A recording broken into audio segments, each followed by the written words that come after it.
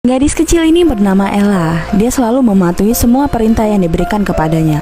Hal itu dilakukannya karena dia memiliki kutukan saat dia bayi. Saat Lucinda mau memberikannya berkat, Ella terus menangis. Lalu Lucinda memberikannya kutukan kepatuhan, sehingga dia pun patuh dengan semua perintah orang lain. Saat bertengkar dengan temannya menyuruh Ella menggigitnya. Ella pun melakukan hal itu. Saat ulang tahun, ibunya bercanda meminta Ella makan kue itu dengan tangannya. Ella melakukan itu. Meski sudah melawan, tubuhnya bergerak sendiri. Hingga suatu hari, ibu Ella sakit keras. Sebelum meninggoy, dia memberikan kalung kepada Ella dan berkata jika Ella lebih kuat daripada kutukan itu.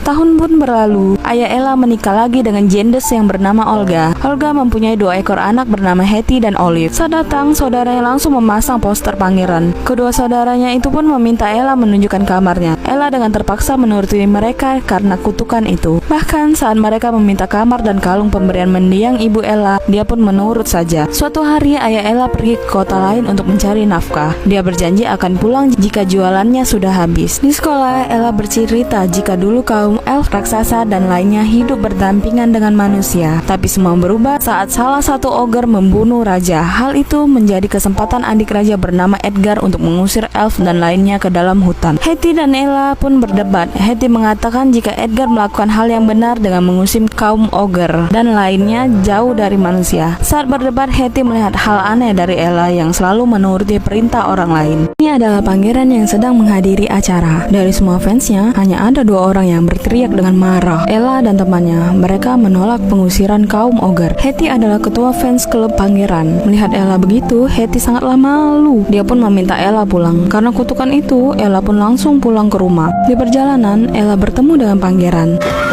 Ternyata pangeran kabur dari tempat acara karena fansnya mulai menjadi barbar. Walaupun pangeran ganteng, ternyata Ella tidak terlalu memperdulikannya. Ella baru menyadari tasnya terjatuh. Pangeran menyuruhnya diam di tempat dan akan mengambilkan tasnya.